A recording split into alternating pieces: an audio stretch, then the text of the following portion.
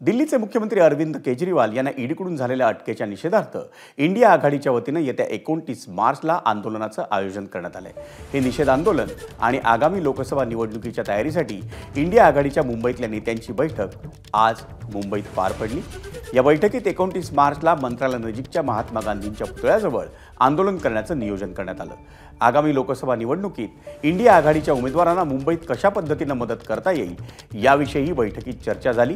या बैठकीला मुंबई काँग्रेस अध्यक्ष वर्षा गायकवाड, ठाकरे गटाचे खासदार अरविंद सावंत आणि आमदार अजय चौधरी, राष्ट्रवादी काँग्रेसच्या नेत्या राखी जाधव, आपच्या मुंबई अध्यक्ष प्रीती मेनन आणि कम्युनिस्ट पक्षाचे नेतेही उपस्थित होते।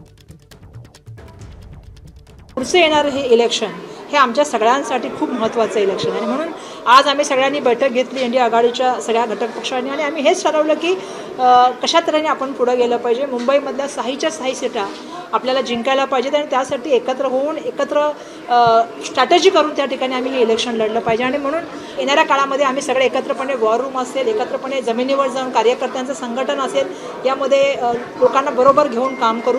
आणि आज त्याची सुरुवात आम्ही जे आहे ते मुंबईची सीट आहे, साऊथ मुंबईची सीट, त्या ठिकाणी सन्माननीय अरविंद सावंत साहेब उभे आहेत आणि त्यांना पूर्ण सहकार्य देण्याची भूमिका आज आम्ही मांडलेली आहे। ही बैठक समन्वयाची होती की आता या पुढची लढाई आपल्याला जी लढायची आहे ती आपण एकत्रितपणे मजबूतीने लढलं पाहिजे।